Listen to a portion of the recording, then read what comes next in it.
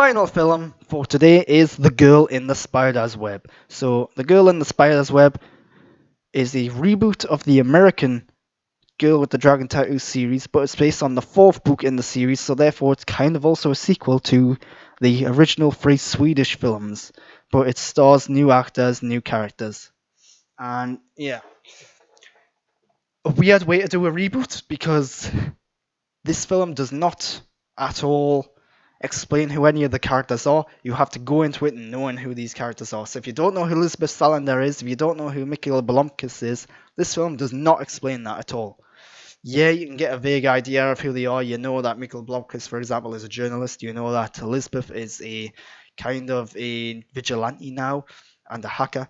But that's all this film really says about them. That's all the film introduces about them. So I do recommend you watch the three original Swedish films to find out who they are, what's gone on in their past, why they're related. At the very least, you want to watch the Girl with the Dragon Tattoo, the David Fincher version. But I do recommend the Swedish ones over that. I love the Swedish films. So, yeah, I'm just pointing that out.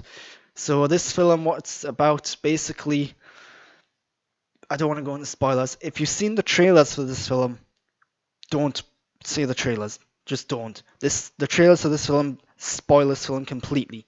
There are certain reveals in the trailers which are meant to be big surprising moments in this film. And because I saw the trailers, those moments in the film just completely fell flat. So I'm going to try to avoid spoilers here and trying to explain what this film is about. Basically, Lisbeth Salander is hired by someone who works for the government in some way or form, and he's got this. I don't even know what the correct word is, but basically, there's this. Yeah, I don't even know how to describe it, but it's to do with computer hacking.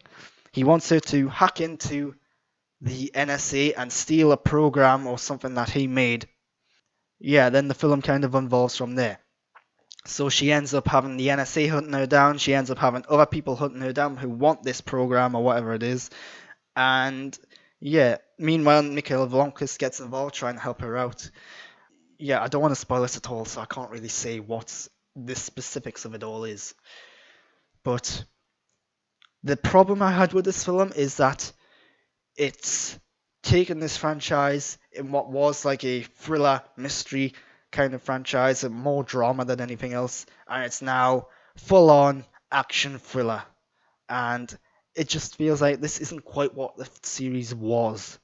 So it's not a bad thing exactly because it is a very fun and enjoyable film. There are some really good action moments in there. Cinematography is beautiful. It's really well directed. Fede Alvarez is the director. I think he'd make a good James Bond film based on what I've seen here. But this feels, it looks and tonally it's a lot like the previous movies, but it feels like it's from a different series. So I did enjoy it overall, but compared to the others, it's not that good. So yeah, that's a bit disappointing. But Claire Foy's great. I just think they should have went a bit further with her. They should have gave her the full mohawk. Clearly, she just didn't want to shave her head or anything like that. But Mikhail Blomkist, I don't have a clue what's happened to his character. Mikhail Blomkist, very much one of the main characters. They're kind of cool lead characters in the first three films and books.